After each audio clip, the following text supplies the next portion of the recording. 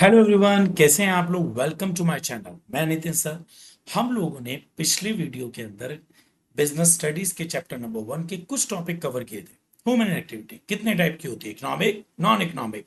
उसके अलावा इकोनॉमिक में हमारे कितने टाइप की इकोनॉमिक एक्टिविटी होती है, बिजनेस, प्रोफेशन, एम्प्लॉयमेंट। हमने इनकी पूरी डिटेलिंग पढ़ी थी। इसके अलावा बिजनेस के हमने कैरेक्टरिस्टिक्स पढ़े थे और बिजनेस, प्रोफेशन, एम्प्लॉयमेंट के अंदर हम लोगों ने डिफरेंसेस भी पढ़ा था। हम लोगों ने ये सब टॉपिक पार्ट 1 के अंदर कवर करें। आज हम लोग पार्ट 2 पर हैं और आज हम लोग इसके अंदर इंडस्ट्रीज, उसके टाइप्स, इन सब को हम लोग कवर करेंगे। So let's begin the lecture. देखिएगा, इस टाइम आपके सामने डिस्प्ले पर एक चार्ट है। ये चार्ट मैंने एनसीईआरटी बुक से लिया है और यहाँ पर बिजनेस एक फैमिली है। इस फैमिली में एक ग्रुप इंडस्ट्री का आ जाता है और दूसरा ग्रुप कॉमर्स का आ जाता है। मतलब पूरी की पूरी फैमिली दो ग्रुप्स में डिवाइड है, इंडस्ट्री और कॉमर्स। इंडस्ट्री में भी आगे सब डिवीजन है, प्राइमरी, सेकेंडरी, टर्शियरी। और कॉमर्स के अंदर भी आपके ट्रेड और ऑक्सिलरीज टू ट्रेड है।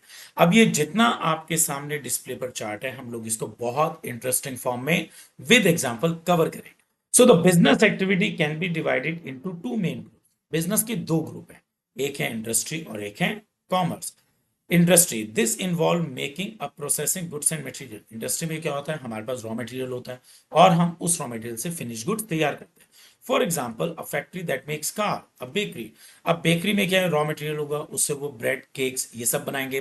कार की फैक्ट्री में लाइट्स हैं, सीट्स हैं और स्टील है, वहां से वो बॉडी बनाएंगे, पार्ट्स को असेंबल करेंगे और हमें एक बहुत बढ़िया सी कार देंगे। बट कॉमर्स क्या है, देखिएगा, फैक्ट्री में सामान बन गया, अब ये सामान कस्टमर तक पहुंचाएगा कौन।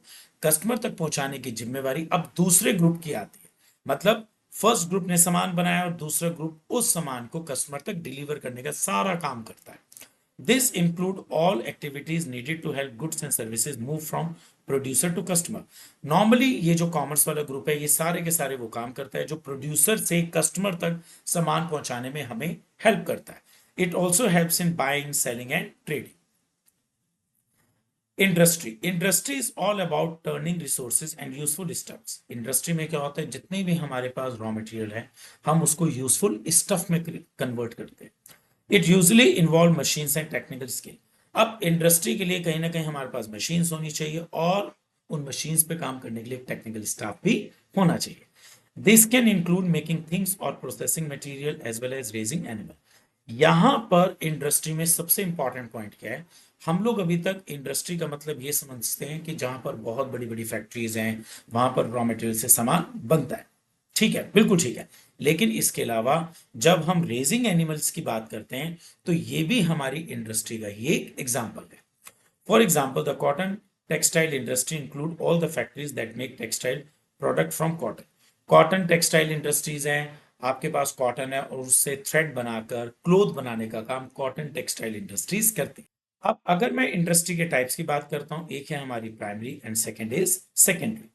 These industries deal with getting natural resources and growing or breeding living things.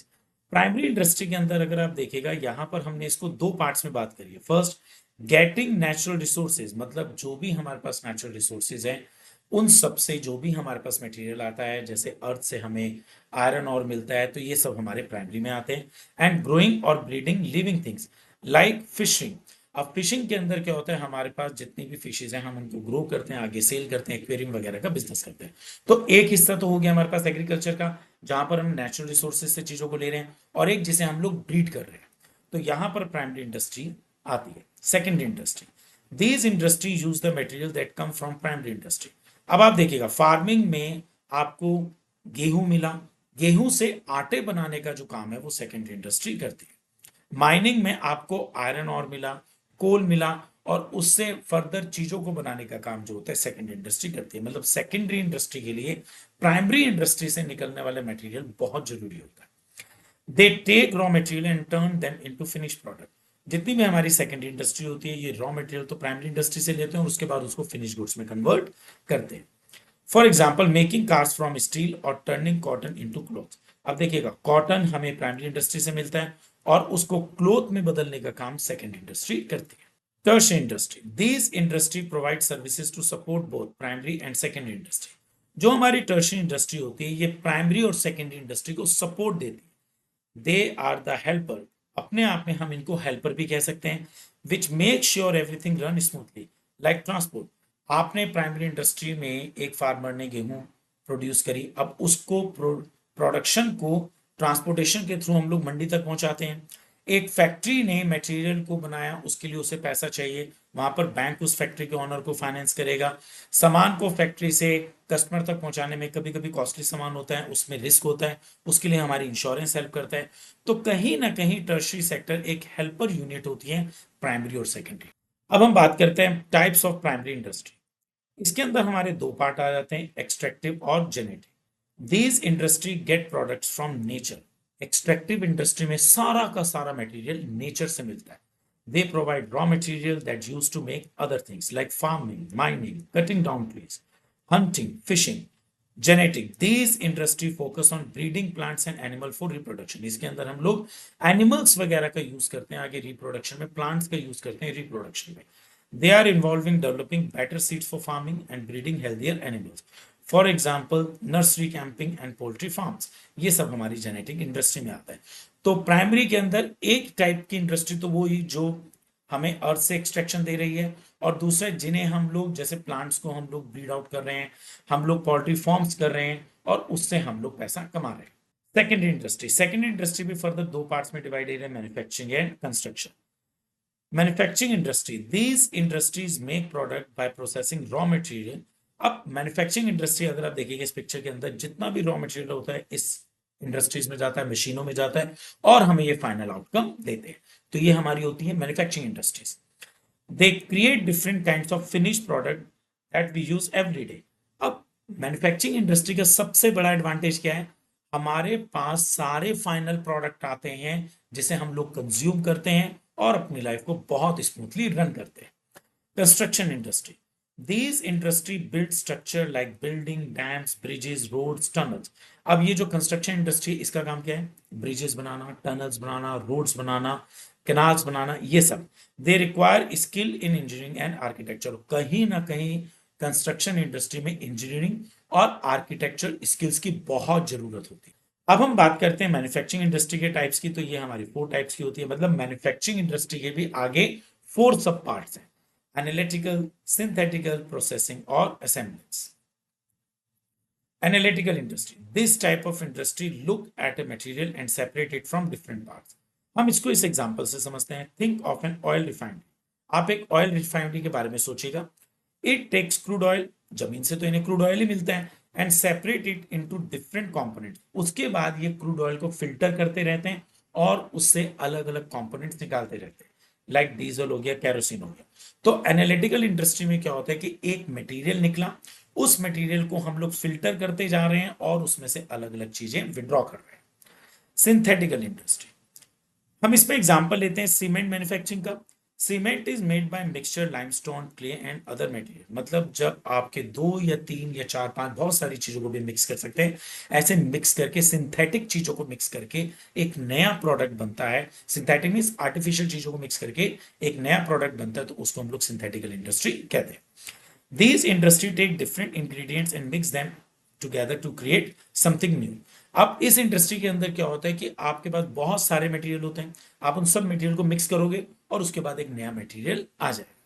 Processing industry, हम इसके अंदर शुगर केन के एग्जांपल लेते हैं। Sugar cane goes through various stages like crushing, boiling and refining before it become sugar. अब sugar cane में क्या होता है कि हम लोगों के पास शुगर केन है, हम उससे शुगर चाहते हैं, तो यहां पर शुगर केन बहुत सारी स्टेजेस से निकलेगा और उन सब स्टेजेस से निकलने के बाद हमें शुगर देगा।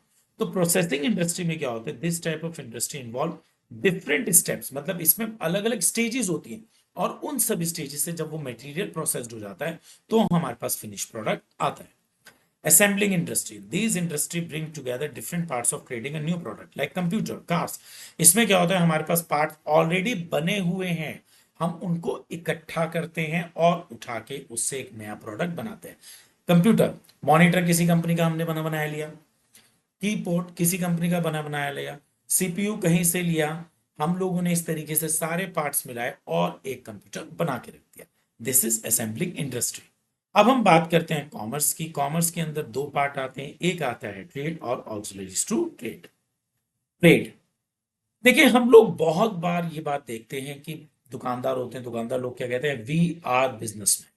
देखिएगा बिजनेस के अंदर अगर आप चार्ट देखें तो बिजनेस वो है जिसके अंदर आप प्रोडक्शन करते हैं और उसके बाद आप सेल परचेज करते हैं। ट्रेड में हम लोग सेल और परचेज करते हैं। लेकिन अगर आप सिर्फ रेडीमेड सामान खरीद रहे हैं, आपकी गारमेंट्स की शॉप है, आप रेडीमेड कंपनियों का सामान खरीदते हैं, जैकेट्स खरीदते हैं, लोअर खरीदते हैं, जींस खरीदते हैं, ट्राउजर्स खरीदते हैं और उन्हें कस्टमर्स को बेच देते हैं। अगर आप ऐसा कुछ कर रहे हैं तो आप ट्रेडर हैं। मतलब ट्रेडर वो है जो रेडीमेड गुड्स लेता है, पीछे कंपनी से सामान लेता है और आगे कस्टमर को बेच देता है, लेकिन वो प्रोडक्शन में इन्वॉल्व नहीं है। अगर आप प्रोडक्शन में भी इन्वॉल्व हैं और आप कस्टमर को सामान भी बेच रहे हैं, तब आप बिजनेसमैन कहलाए जाएंगे। So trade involve selling and transferring or exchanging goods, whether they are physically item or digital product. तो ट्रेड के अंदर क्या होता है, हम लोग सेल परचेज करते हैं, चाहे वो फिजिकल प्रोडक्ट है या डिजिटल प्रोडक्ट है। When you buy grocery from a store or order clothes online, you are participating in trade. अब हम लोग सामान खरीद रहे हैं, चाहे ऑनलाइन खरीदें बेचे या हम फिजिकली जाकर सामान को बेचें खरीदें, ये सब चीजें हमारी ट्रेड में आती हैं। अब देखिएगा प्रोडक्शन तो कहीं और हुआ, लेकिन सामान को ट्रेड के थ्रू कस्टमर तक पहुंचा दिया। This is the importance of trade. Trade makes it possible for goods produced on a large scale to reach individual buyer. Trade में क्या होता है कि हम लोग सामान जो बहुत बड़े स्केल पर प्रोडक्शन किया जा चुका है, हम उसको बाहर तक पहुंचाते हैं। Without trade producer would struggle to sell their product to customer. अगर ट्रेड नहीं होगा तो कहीं ना कहीं प्रोड्यूसर के लिए इतना बड़ा सेटअप का ध्यान रखना कि पहले वो प्रोडक्शन करे, फिर एक एक कस्टमर तक सामान पहुंचाए, ये बहुत ही कॉम्प्लिकेटेड। अब हम बात करते हैं auxiliaries to trade. Auxiliaries to trade are activities that support trade. Support means help करती है। वो सब एक्टिविटीज जो सामान को कस्टमर तक पहुंचाने में हेल्प करती हैं, they are known as auxiliaries to trade. They are often called services because they help facilitate business activity related to industry and trade. Actually हम इनको सर्विसेज भी बोलते हैं और ये हमारी फैसिलिटेट करती हैं, हेल्प करती हैं इंडस्ट्री और ट्रेड की उन सब एक्टिविटीज को जिसमें हम सामान कस्टमर तक पहुंचाते हैं। Auxiliaries to trade play a supportive role, ये अपने आप में एक बहुत इंपॉर्टेंट सपोर्टिव रोल भी देते हैं। For example transport, banking, insurance, warehouse and advertisement. अब अगर मैं बात करता हूं ऑक्सिलरीज टू ट्रेड के टाइप की, तो ये हमारे सामने 5 हैं, लिस्ट है। Transport, banking, insurance, warehousing and advertisement. Now the first is transport and communication. आपको क्या लगता है, चाय जो आसाम में प्रोड्यूस की जाती है और पूरा इंडिया उसे कंज्यूम करता है, बिना ट्रांसपोर्टेशन के आपके या हमारे घरों तक पहुंच सकती है? बिल्कुल भी नहीं। मतलब प्रोडक्शन कहीं भी होगा बट ट्रांसपोर्टेशन तो चाहिए उसको कस्टमर तक पहुंचाने के लिए। ऐसे ही आप अगर फ्लिपकार्ट से कोई भी सामान लेते हैं, आपको क्या लगता है, बिना डिजिटल मैसेजेस के, बिना डिजिटल इंफॉर्मेशन के, बिना कम्युनिकेशन के आप उस सामान को ले लोगे? आप बिना उसको पढ़े उसका क्या बॉडी है, किस तरीके से बना, उसमें क्या क्या क्वालिटीज है, बिना इन चीजों की नॉलेज लिए आप प्रोडक्ट बाय कर लोगे? बिल्कुल भी नहीं बाय करेंगे। इसका मतलब किसी भी बिजनेस के अंदर ट्रांसपोर्टेशन और कम्युनिकेशन बहुत इंपॉर्टेंट अपना रोल प्ले करते हैं। Transport, it moves from where they produce to where they are needed for consumption. Transport में क्या होता है, सामान जहां प्रोड्यूस हुआ और वहां से जहां तक कंजम्पशन हो रहा है वहां तक पहुंचाया जाता है। Communication allows people involve in business to exchange information. और कम्युनिकेशन हम लोग क्या करते हैं, इन्फॉर्मेशन एक्सचेंज करते हैं। For example tea is mainly produced in Assam. Tea जो है पूरे असम में प्रोड्यूस होती है, but people all over the country drink it. और पूरा देश चाय पीता है। Transport helps Assam tea to different part of India. Transport के थ्रू ही हमें ये वाली जो चाय है पूरे इंडिया में मिलती है। कम्युनिकेशन, जितने भी आसाम में टी प्रोड्यूसर होते हैं ये बहुत वेराइटी की टी बनाते हैं, अलग अलग क्वालिटी के बनाते हैं, और ये सारी की सारी कम्युनिकेशन के थ्रू शॉपकीपर को बताया जाता है। तो कम्युनिकेशन कहीं ना कहीं मैसेजेस एक्सचेंज करने में हेल्प करती है। Banking and finance, business activity require fund to buy assets, raw material and cover other expenses. देखो बिजनेस को पैसों की जरूरत तो रहती है, उसको कई बार एसेट्स खरीदनी होती है, कई बार कुछ मटेरियल खरीदने होते हैं, और रॉ मटेरियल मतलब, और इसके अलावा बहुत से ऐसे एक्सपेंस होते हैं जिनके लिए उसे पैसे की जरूरत होती है। Bank provide loan and other financial services to help business. अब बैंक क्या करता है, लोन देता है इनको ताकि वो अपनी ये सारी नीड्स को पूरा कर सके। A new bakery need money to buy ovens, flour and other ingredients. एक नई बेकरी आपके नेबर में खुली, उसको ओवन भी खरीदना है और बहुत सारा रॉ मटेरियल भी खरीदना है। They can go to bank and for a loan and purchase this item. अब बेकरी का ओनर बैंक में जाएगा, वहां से पैसा लेगा और अपनी सारी रिक्वायरमेंट्स को पूरा करेगा। Insurance, business involve risk like fire, theft and damage of goods. देखिएगा बिजनेस है तो उसके अंदर रिस्क तो होगा ही होगा, और बहुत से ऐसे रिस्क होते हैं जो हमारे बिजनेस को बहुत बुरी तरीके से लॉस में लेकर आते हैं। तो इन रिस्क से हम कैसे निपट सकते हैं? एग्जैक्टली इंश्योरेंस से। Insurance protects business by compensating them for a loss. अब बिजनेस के अंदर लॉस हुआ और इंश्योरेंस वो पैसा जो होता है कहीं ना कहीं कॉम्पनसेट कर देता है। A factory has expensive machines that could get damaged in a fire. एक फैक्ट्री है, उसके पास बहुत एक्सपेंसिव मशीन्स हैं और आग में वो जल के राख हो सकती है। By having insurance, the factory can recover the cost. और अगर मान लिया उस फैक्ट्री ने इन सब मशीन्स का इंश्योरेंस लिया और गॉड फॉरबिडन आग लग जाती है, तो ये जो कॉस्ट है, जो हमें लॉस हुआ है, ये सारा का सारा इंश्योरेंस से पूरा हो जाता है। Warehousing. Goods are often store before they sold और कंज्यूम। जितने भी शॉपकीपर हैं, क्या ये उतना ही सामान लाते हैं जितना कस्टमर पर डे डिमांड करता है? ऐसा तो नहीं हो सकता। ये बेचारे रोज अपना सामान लेने के लिए कहाँ जाएंगे? ये लोग क्या करते हैं, बल्क में सामान खरीदते हैं, उसको अपने स्टोर हाउस में रखते हैं और कस्टमर की डिमांड के हिसाब से बेचते हैं। Warehouse provide storage space to keep goods safe until they are needed. अब गोडाउन्स में क्या होता है, वेयर हाउस में क्या होता है, सामान शॉपकीपर सब रखते हैं, फैक्ट्री वाले रखते हैं, और जैसे जैसे डिमांड निकलती है वैसे वैसे उसको डिलीवर किया जाता है। For example, a clothing store need space to store extra inventory. Winters का सीजन आ गया, एक शॉपकीपर को बहुत सारा अपना वूलन स्टोर करना है। अब वूलन वो क्या करेगा, एक या दो बारी में सारा का सारा खरीद लेगा, लेकिन वो आगे इसको बेचेगा और जब तक ये पूरा सामान बिक नहीं जाता अपने स्टोर में रखेगा, और जैसे जैसे बिकता रहेगा वैसे वैसे स्टोर से कस्टमर को देता रहेगा। Now advertising. आपको क्या लगता है, मार्केट में बहुत सारी वैरायटी का प्रोडक्ट आते हैं। इवन अगर मैं बिस्किट्स की बात करूं तो बहुत बड़ी रेंज है। हम लोगों को इतने सारे बिस्किट्स के बारे में पता कैसे लगता है? Simple, advertisement.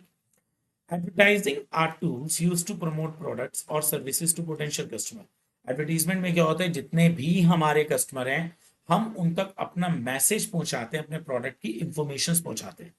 Advertisement is paid promotion. A new smartphone company want to attract customer. एक नई स्मार्टफोन कंपनी, उसने एक नया मॉडल लॉन्च करा।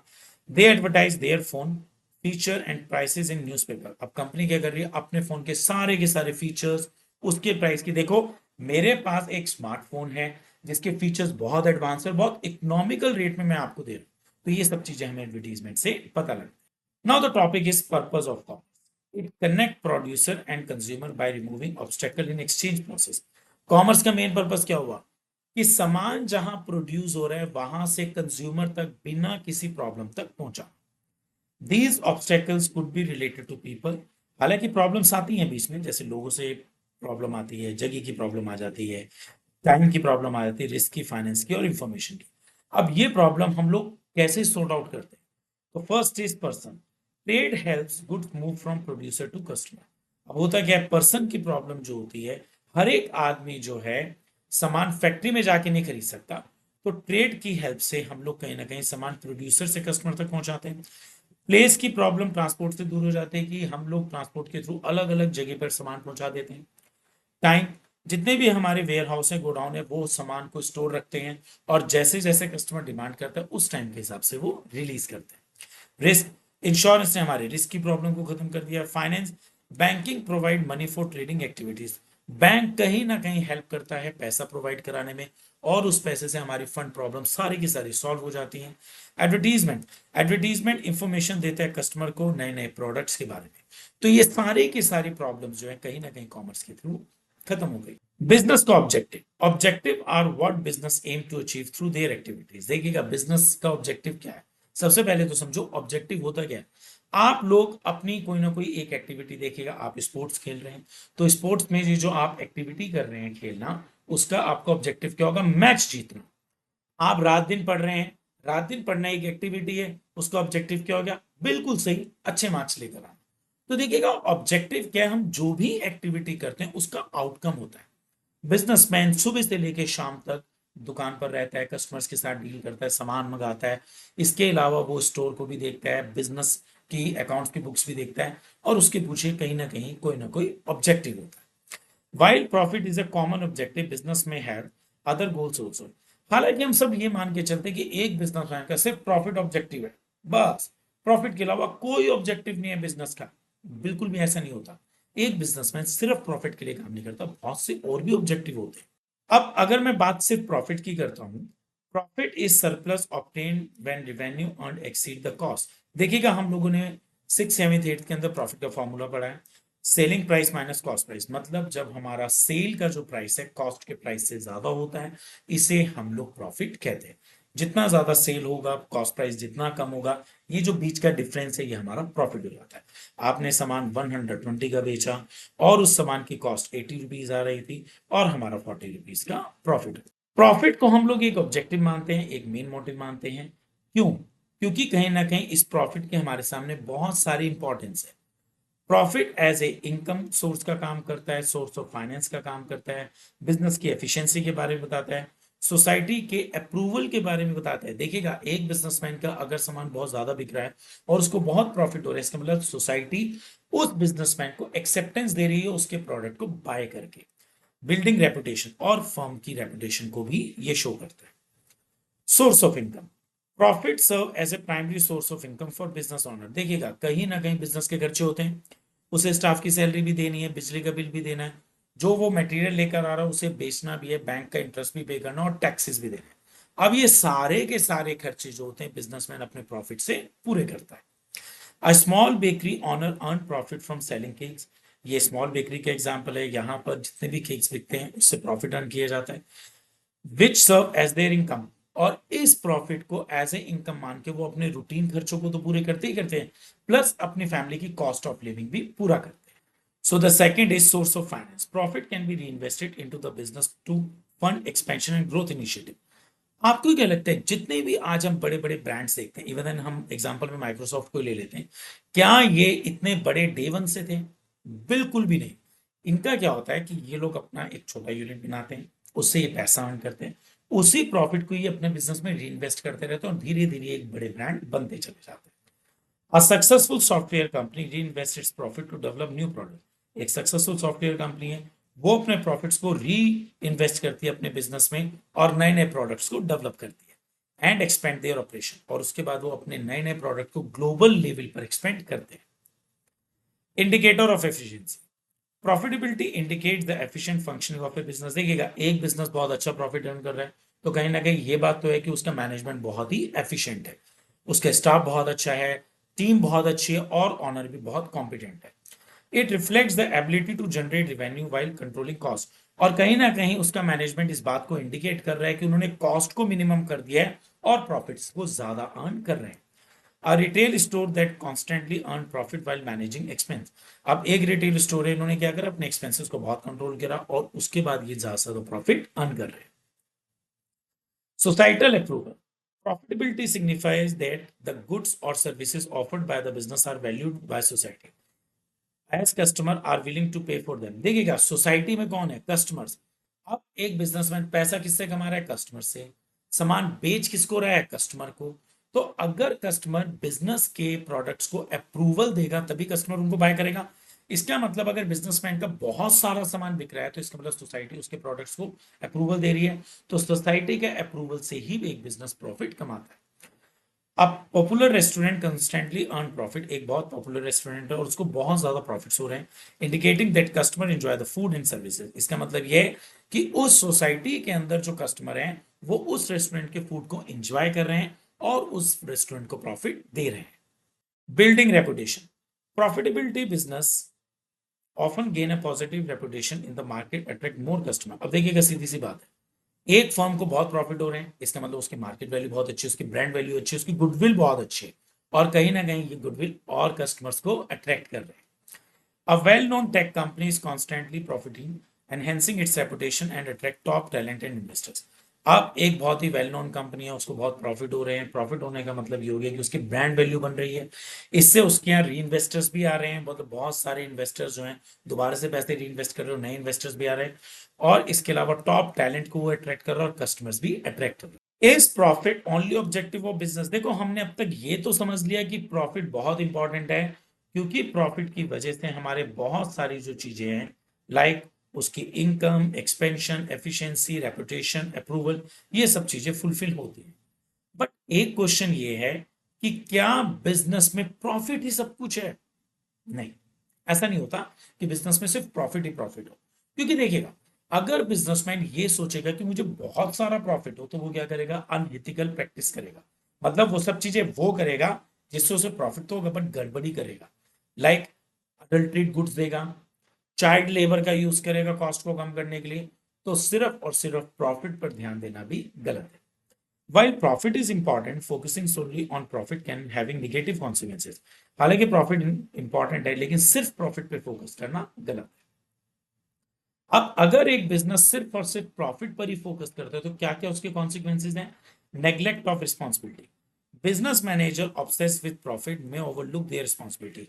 एक बिजनेसमैन सिर्फ और सिर्फ प्रॉफिट के बारे में सोच रहा है, मेरे को ज्यादा से ज्यादा प्रॉफिट हो, तो जो उसकी रिस्पॉन्सिबिलिटी है वो उससे हमेशा नेग्लेक्ट हो जाएगा। Towards customer, employee, investor. A company prioritizing profit may compromise on product. अब ज्यादा प्रॉफिट के चक्कर में वो लोग क्या करेंगे? प्रोडक्ट की क्वालिटी से कॉम्प्रोमाइज करेंगे और एम्प्लॉय वेलफेयर और एम्प्लॉय को भी बहुत गंदा माहौल देंगे, जहां पर वो अपनी कॉस्ट तो बचाने की कोशिश करेंगे लेकिन एम्प्लॉय के साथ वो अनएथिकल एक्टिविटी होगी। Risk of exploitation. Excessive focus on profit may tempt business to exploit society for immediate gain. अब ज्यादा प्रॉफिट के चक्कर में कहीं ना कहीं फैक्ट्रीज या बिजनेस हाउसेस क्या करेंगे? सोसाइटी के साथ अनइथिकल एक्टिविटी करेंगे, उनको एक्सप्लॉइट करेंगे। कैसे? अब फैक्ट्री में डिसरिगार्ड एनवायरमेंट रेगुलेशन। एक फैक्ट्री जो है एनवायरमेंट रेगुलेशन को बिल्कुल डिसरिगार्ड कर रही है, बहुत घटिया क्वालिटी की चिमनी यूज कर रही है और बहुत ज्यादा पोल्यूशन क्रिएट कर रही है to increase production and profit, causing pollution harm the community. अब देखिए, हमने अब तक ये तो समझ लिया कि खाली प्रॉफिट बिजनेस के लिए गलत है। अब उसके क्या कॉन्सिक्वेंस आते हैं? Neglecting other responsibility can result leading to reputational damage and loss of business. देखिए, अगर बिजनेस आपको चीट करेगा, सोसाइटी को चीट करेगा, एम्प्लॉयज के साथ अनएथिकल एक्टिविटी करेगा, आपको अडल्ट्रेट सामान देगा, उसकी रेपुटेशन गिरेगी और इवन देन वो मार्केट से आउट भी हो जाएगा। A company exploiting its worker may face protest and boycott from labor union. एक कंपनी अगर अपनी लेबर को चीट करेगी, अनइथिकल एक्टिविटी करेगी, तो लेबर इस बात के लिए प्रोटेस्ट करेगी और इवन देन लेबर यूनियन उस कंपनी को बायकॉट भी कर देगी।